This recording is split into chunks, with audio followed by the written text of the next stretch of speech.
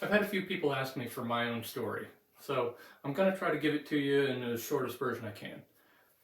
The in general, I grew up in church. I was the kid who got so many stickers for memory verses because I'm just that person who memorizes things easily. And so that was what it was for me.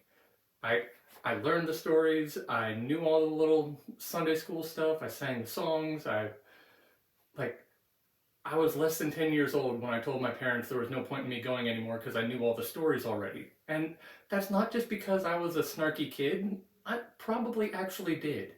Like, by the third or fourth time you tell me the story of Noah or baby Jesus or David and Goliath, like, I can recite it with you. That's just how it has always been. And so I got, like, overexposed to this stuff as a kid. And the thing is, I cannot remember a point in my life that I would not have called myself a Christian. But I look back on it now and know that that was hollow and empty. I was basically a Pharisee back then. It was the people that Jesus butted heads with, and he told them, and it's like, oh yeah, you honor me with your lips, but your hearts are far from me. And that I knew how to say the right things, and I could go through the right motions, and I knew how to look right.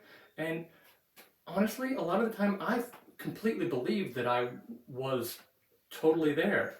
I thought that this was real for me. But, I got older, I went off to college.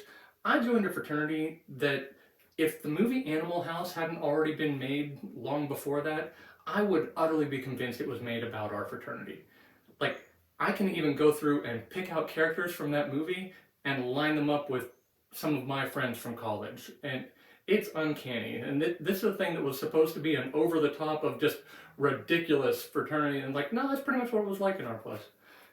And by the time I came out of college, I was a full blown pothead.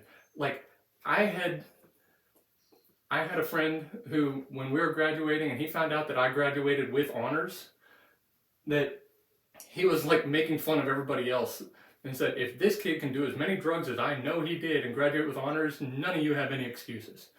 That was me. I was in the Animal House thing. By the way, for lighting them up, I was Pinto. That's the character I am. But I was the one who, in this house of like over the top ridiculous partying, I was the one who was the out of control. That the other people were like, oh, I don't know, he's never know what he's gonna do. I was the one that was out over the top in the over the top group, and I came out of there with some weird ideas. I still completely consider myself a Christian. I still thought that somehow I had it in my head that, like, I don't know, I thought I was somehow a level above the people that I was still partying with, and it was just this weird thing. And there was one day that's a long story I can't get into, but suffice to say, I was really high and driving down the highway, and God spoke to me as though, like, he might as well have been the passenger in my car. It's like he was riding shotgun and we were having a conversation, and I don't know how long that lasted. It felt like a really long time, and it's there's I don't know that God has ever been more real to me than that moment. And some people would say, "Oh, I was just high," and I was like, "Well, I was," but it was also God was real, and He was there, and He basically showed me like my whole background and what I've been doing. And it's like essentially coming out and it's like, "What is it you're doing here?" And that was a turning point for me, but not the turning point, if you will, because it started me in a different direction. It started me actually coming back and paying attention, and like I was reading my Bible at that point, but still partying, still doing whatever. And it was like 9 months after that is the point that I can now point to in 2003, and I know that's when I was saved. That's the point when went from death to life, when I became a new creation, like 2 Corinthians 5:17 says. And it just, that's the point when everything changed, and I, I know exactly where I was. I remember it happening, and I know that I started that day as one person, and I went to bed that night as a different person. and I've never been the same person again. And that's what this is. Like, not everybody has a story that they remember exactly what the day was. I can't tell you the date. I could probably go back and find it though, because I know it was a Saturday, and I know it was like, yeah, I could track it down, but it's not the point. I know that I changed. I know that I was one way, Jesus intervened in my life, and I'm a different way now. And that is really the point. That's all that matters. The stuff since then, how I became a theology nerd, that's a different story. Maybe I'll share it sometime. Actually, if you ever read my book, it's in the end of that, in the About the Author section. But, like, what matters is Jesus got a hold of me and changed my life.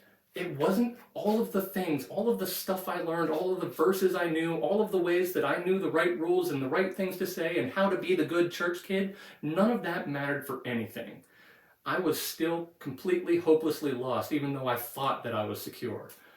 And that is what lights me up. That is the passion of my life, because I know there are thousands, millions of other people like that out there that are going along thinking that they're good because of the background they had, because of what happened when they were a kid and the things that they knew then. And like, but if your life hasn't changed, if God has not made you into a new person, then you're missing it. And not only is there so much more available, but it is essential.